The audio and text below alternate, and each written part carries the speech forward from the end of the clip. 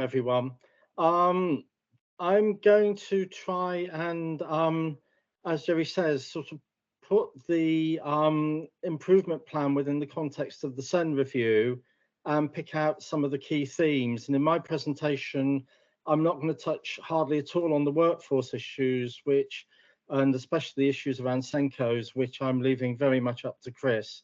But what I'm going to try and do is provide an overall kind of context for where we've got to. And to do that, I've kind of posed the question of the more things change, the more they stay the same. And it is a question, not a statement, but I just thought it might be helpful as we go through to think how much of what is now improvement plan and indeed the SEN review is a real change to the system, or is it more of the same with different clothing?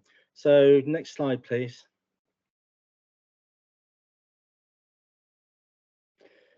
So what's going wrong that means we even need a SEND review and then an implementation plan?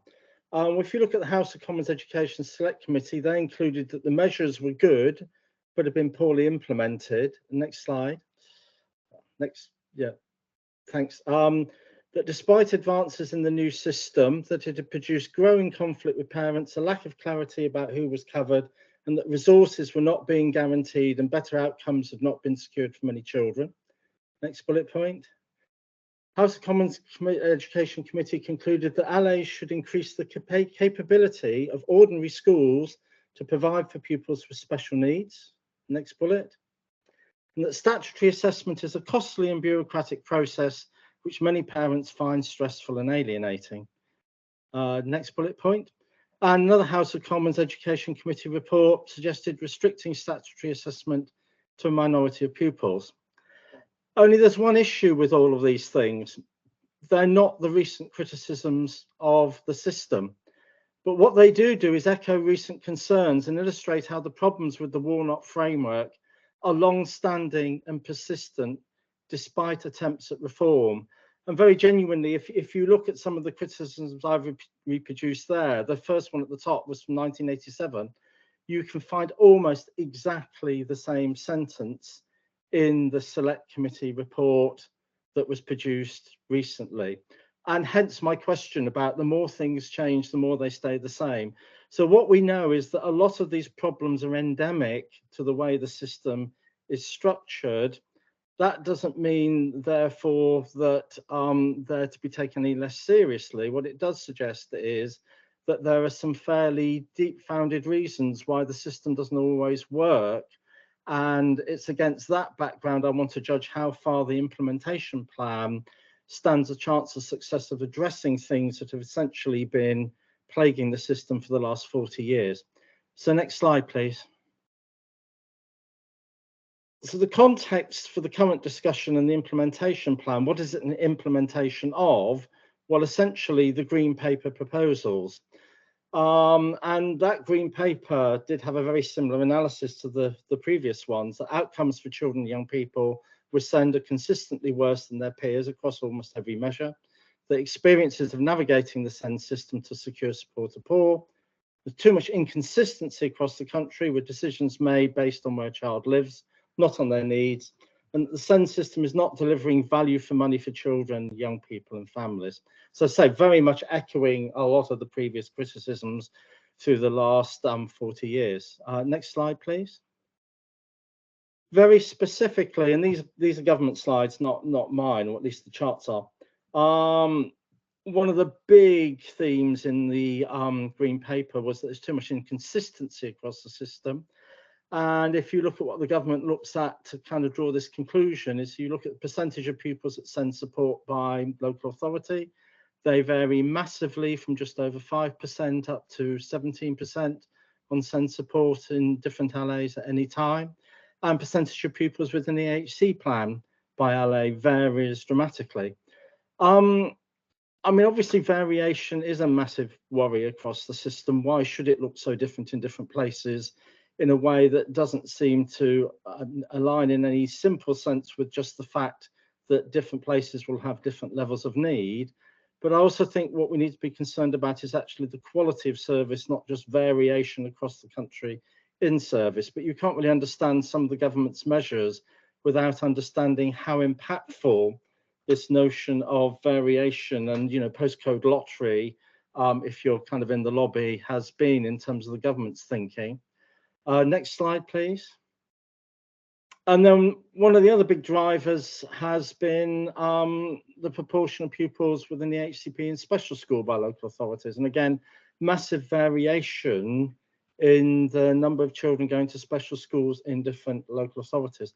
And then within that, a very big driver has been the growing expense for local authorities of placing children in out-of-county provision, and the rising cost of that as the numbers have actually risen. And that's also been another big driver. And you have to remember that if you cast your mind back to the origins of the SEND review, it started off as a Treasury review.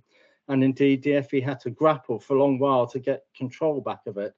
And why it started as a Treasury review was the massive concerns of the number of high needs blocks that were overspending in local authorities, and the aim to try and get that down. And we've now got the whole pressure valve system around all of that as well. And if you want, I think, a real illustration of what the government expects out of its reforms and implementation plan, read the context and the background documents for the pressure valve system, and you'll see very much, especially around education, health and care plans, how the government actually envisaging that they want that system to work, and the downward pressure they want to see on the issuing of education, health and care plans, because provision at SEND support is being buttressed and made better as part of the programme.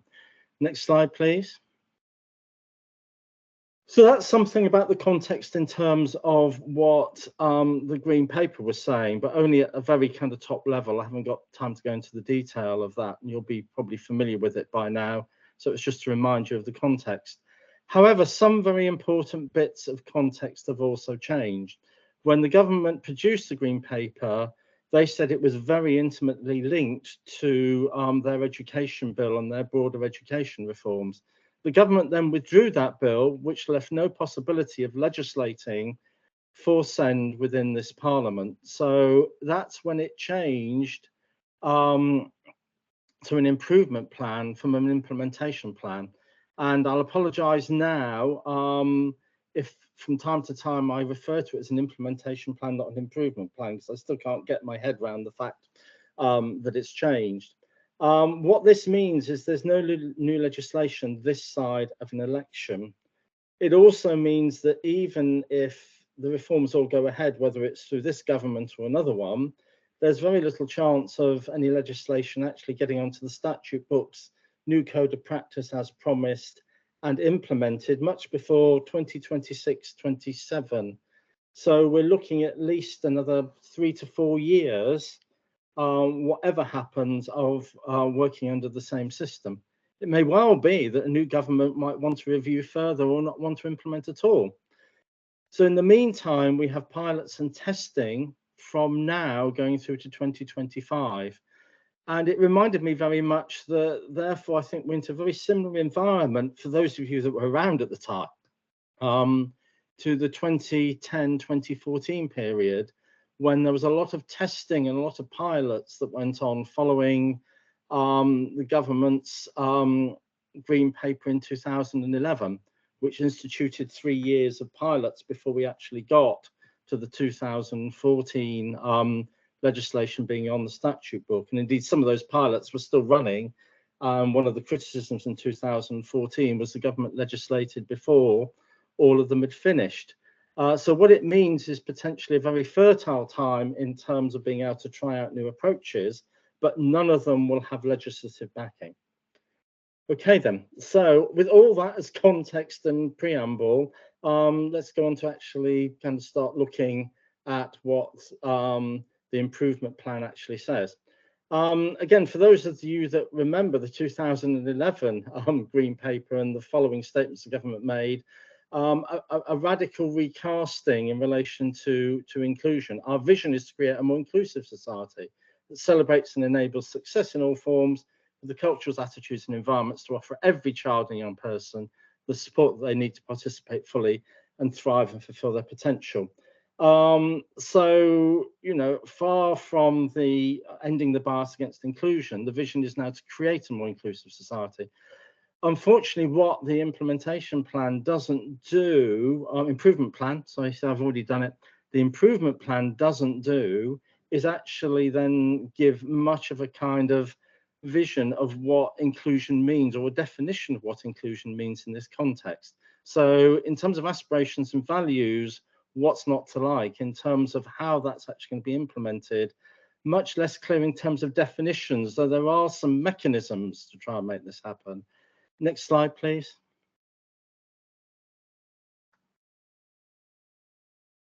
So, building on the analysis in the Green Paper that saw a vicious cycle of late intervention, low confidence, and inefficient resource allocation, and the aim to turn this into a virtuous cycle from a vicious one, what is the overall framework within the improvement plan? There's a number of mechanisms that the government intends to use around this that I'm just going to pick out some of the main ones. They want to improve accountability through the creation of new national standards, and we'll look at those in a bit more detail. National and local SEND implementation boards to oversee those standards and drive them through. They want to have inclusion plans to inform the local offer, monitoring and implementation and aligned with Ofsted inspections. They want a tightening of joint planning and accountability, and a tightening of accountability on funding.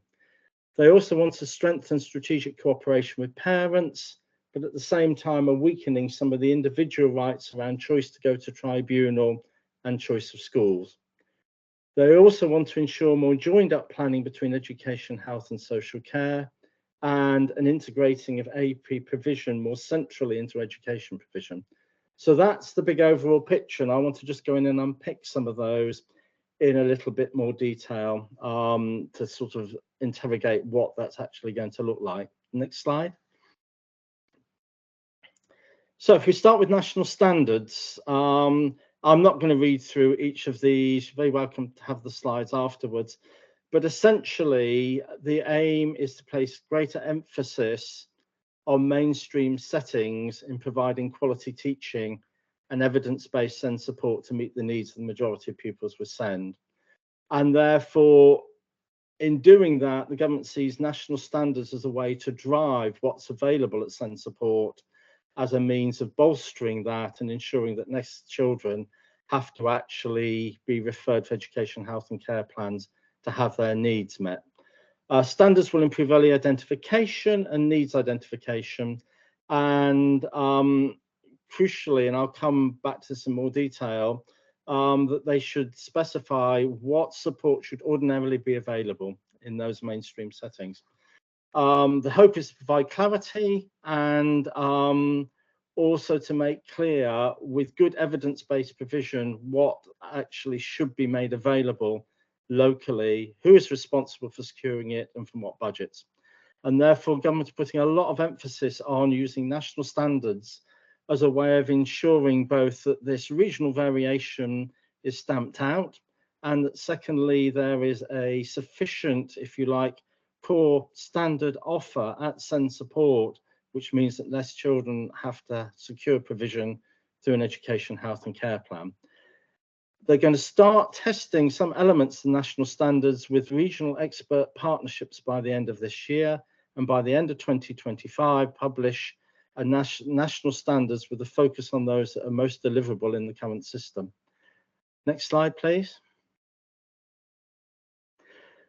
So in terms of those standards and accountability, at the moment, we're essentially retaining the same legislative structure, but then aiming to address the current problems through standards and the enhanced accountability that brings.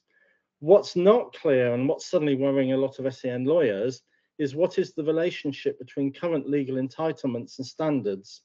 And does the introduction of standards complicate an already complex system? So we already have a whole plethora of standards, from legislative requirements, the codes of practice, other standards across the whole system. And indeed, the only example the government give in the improvement plan is of what looks to me and everybody else that's looked at it an example of reasonable adjustments for children with sensory impairment. And this is, I think, part of the fear of the lawyers, that actually lots of these standards will in some way be a replication of what's actually required in the code of practice or by legislation, with the danger that in some ways, rather than enhance the standards that we would expect, could actually dilute them.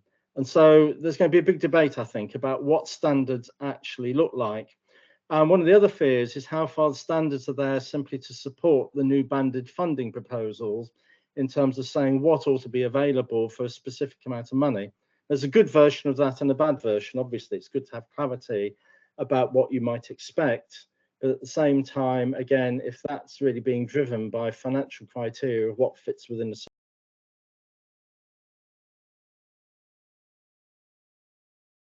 provision that the reforms were trying to introduce. And then if there can be a set of standards, how do we ensure that they're not just performative in the sense of creating more of a tick box culture? So what are the values that underlie the legislation and the enforcement of the rules or the standards in terms of the way we expect professionals and in the system to actually behave in delivering those standards? And so there's obviously a danger here that we're just creating a whole new layer of expectations without necessarily the values to underpin them. Conversely, if these are got right and they do reflect locally what people think the standards should be, then perhaps there's the opportunity for them to really drive the kind of improvement, especially around those schools that have been accused of not taking special educational needs so seriously, by creating a framework that means they can be better challenged about what they're providing. Next slide. Which brings me on to the inclusion plan, because this doesn't just sit on its own. One of the other proposals is to introduce local send and alternative provision partnerships that bring together partners to plan and commission support for children and young people with SEND, meeting the national standards, and then expect that local send and alternative provision partnership to create evidence-based local inclusion plans that will set out how the needs of children and young people in the local area will be met in line with the national standards. So as you can see from this, it's not just the national standards on their own, it's how those then integrate, and this is maybe where the values bit comes in, with what a local inclusion plan would look like, and then also how that's actually delivered. So again, to the extent that you can define locally what inclusion is and the measures around what you would actually count as good inclusion, and that helps inform the national standards, you can start to see how the picture builds up of, again, increasing pressure locally to actually ensure that the provision is right and it's delivering the right kind of aims.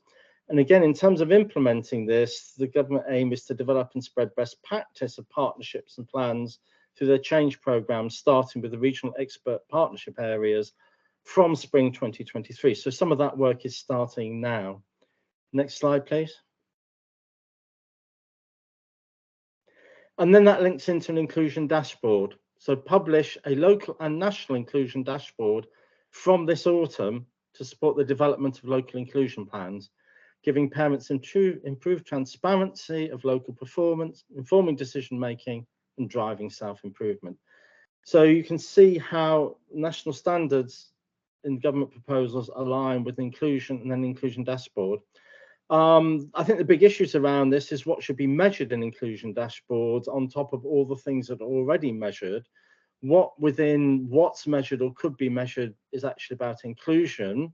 And again, this goes back to my point about there's no definition of inclusion in the implementation plan. So what's going to actually be measured in inclusion dashboard? How much of that is data that already exists? How much is going to have to be generated by the system? And what does that look like? Now, again, these are all questions to be answered. I'm sure the government's point would be that's exactly what they're trying to do now in these pilots, which takes me back again to 2014 and following, in terms of trying to define, therefore, what's in the system. And there's a major opportunity for the sector here if they can kind of get this right, and a major threat if not so. Next slide, please. And this links for me crucially into this concept of ordinarily available.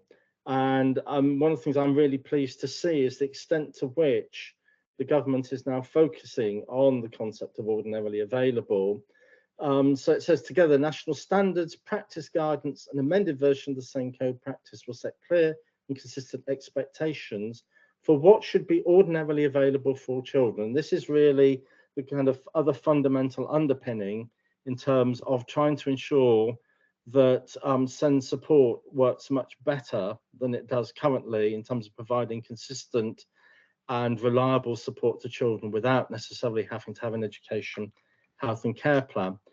And their objective is to ensure that all children's additional needs are met effectively and quickly within an affordable provision, reducing the need for an EHCP. So the government are very clear within the improvement plan that that is actually the aim, that it is to reduce education, health and care plans, but by improving provision.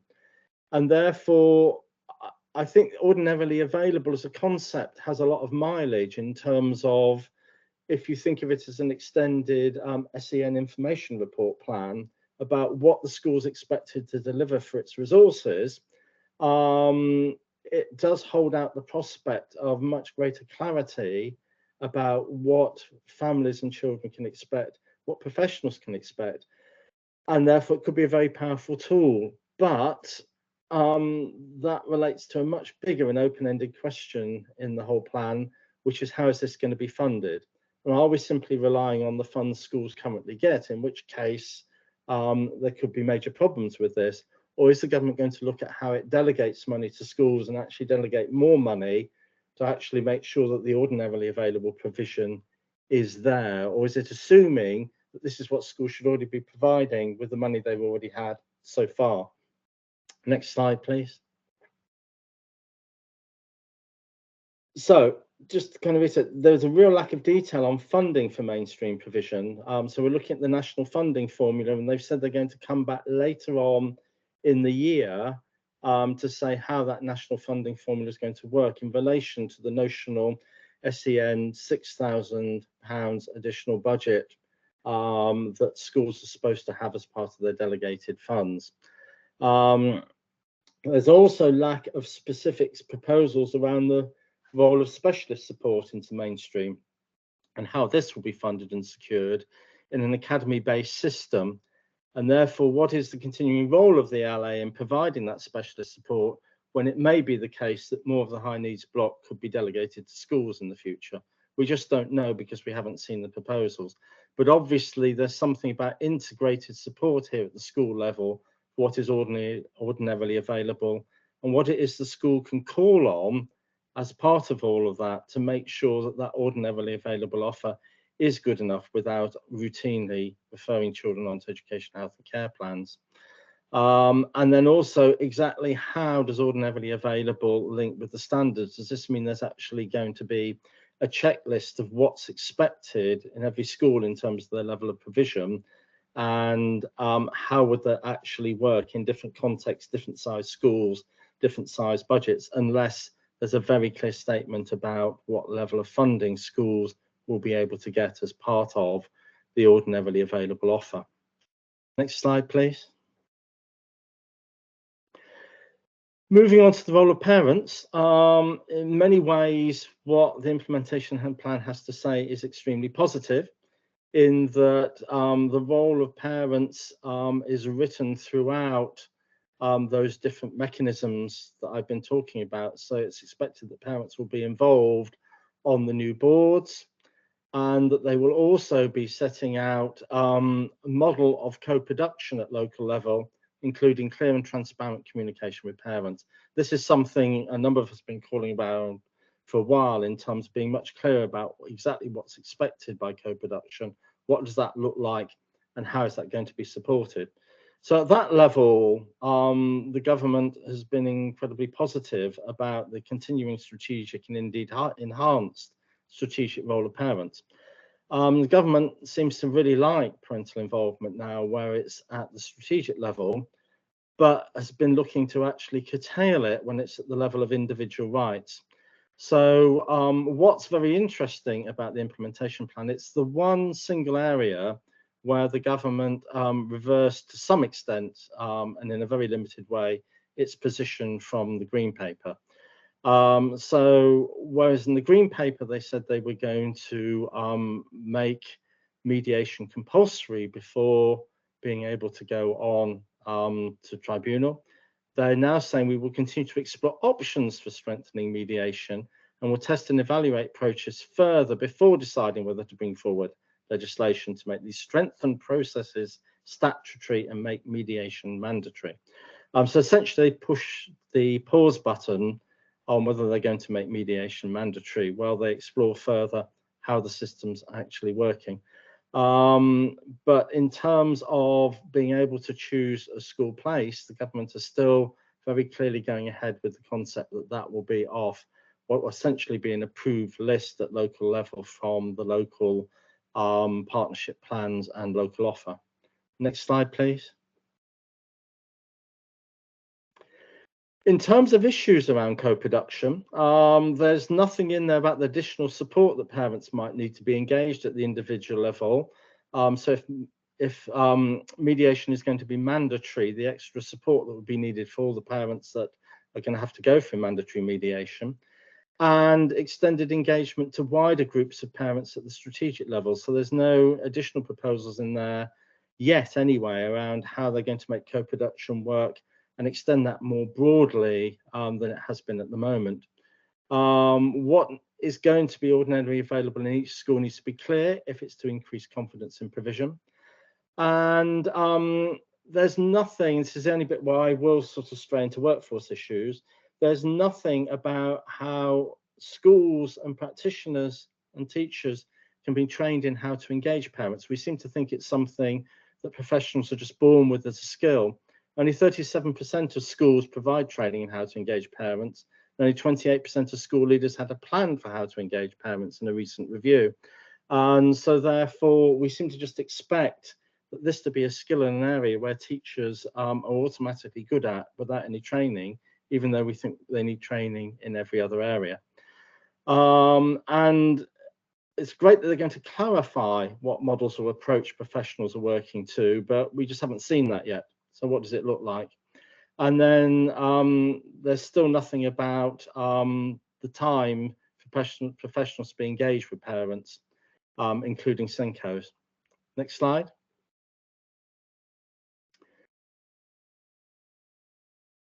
So in terms of parents and cooperation,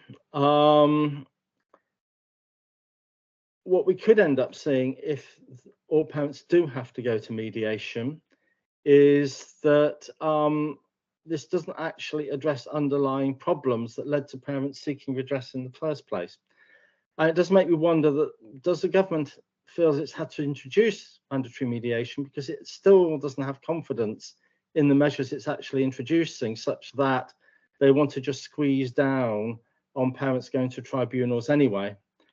And again, with the measures around schools and school choice, surely the focus should be more on improving choice of school locally rather than reducing parental choice. So if the issue for the government is that too many parents are choosing out of county provision, surely the focus should be on ensuring that there's good local provision, whether it be special school or mainstream, available locally for parents to actually reduce the number that need to go further to get the support they need. Interesting, the government have also looked to put parents on assessment panels as a proposal. And I got some form in this area because it was one of the pilots that we had during the Lamb inquiry, and it was actually very popular with both parents and professionals, and indeed is still run in some areas. I think Portsmouth still runs a version of this. But I think we also have to be careful because the new panels that the government are proposing do have the power to actually interrogate and turn down the decisions that are being made at panels. So how much, by including parents on these panels, are you increasing transparency, which is what we were aiming to do when we had the pilots, or is there a danger that parents will find themselves helping to police the system and become engaged in some very unpopular decisions about who does and who does not get resources. So is it co-production or cooperation? Next slide, please. Education, health and care plans. Again, nothing changes in the legislation at the moment, but what is changing, I think, is universally welcome, is that there's going to be a new template, which is going to be standardized and therefore more consistent across the whole country and more consistent in its approach to supporting local authority decision making through the use of multi-agency panels. And there's going to be new guidance for local authority send case work teams on how to then actually implement the new EHCP plan processes. But again, the new template won't be available with guidance until 2025. Next slide, please. So again, for education, health and care plans, how far will the measures, including finance to support ordinarily available provision, create more confidence in the send offer without resorting to statutory support? And that's going to be crucial if the implementation plan is going to be seen as successful. Simplification of the EHCP process will help with consistency and simplicity, but will not affect the underlying drivers pushing parents toward education, health and care plans unless the other measures that the government are proposing to introduce actually work and work really better. I do wonder, just as a kind of question, would it have been better to more radically alter the Warnock framework, especially in the way education need triggers statutory provision in health and social care still have different legal frameworks? Now, the government have tried to get over that to some extent through the way they've allowed appeals on education and social care to be taken by the tribunals. So they're trying to marry the two together. But I still wonder how far, as we've been living with this system for 40 years, that what's really crucial is that actually we ensure that that send support offer is better. And unless we can do that, fiddling around with some of the processes maybe won't make that much difference, could even make them even more complicated. Next slide, please. There are some other measures the government are introducing around this. I'm not quite sure what it means, but create a ladder of intervention for local areas from 2023 with greater powers for the Secretary of State through the Health and Care Act 2022. So there's a suggestion, I think, that there's going to be more intervention from the health side if those statutory duties are not met, and to strengthen accountabilities.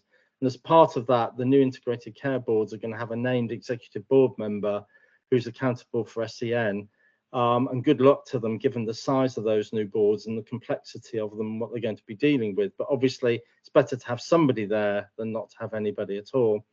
And they're also going to facilitate a more joined up response between the Department for Education and NHS England to improve outcomes and experiences. But again, we don't yet know what that looks like in practice, but you know, the aim to actually do so at least does recognise that there's still major problems in joining up those areas. But without a legislative requirement to do so, I go back to my question of, did we need to do more within the Warnock framework to actually put legislation or stronger requirements in place around cooperation than the ones we've got?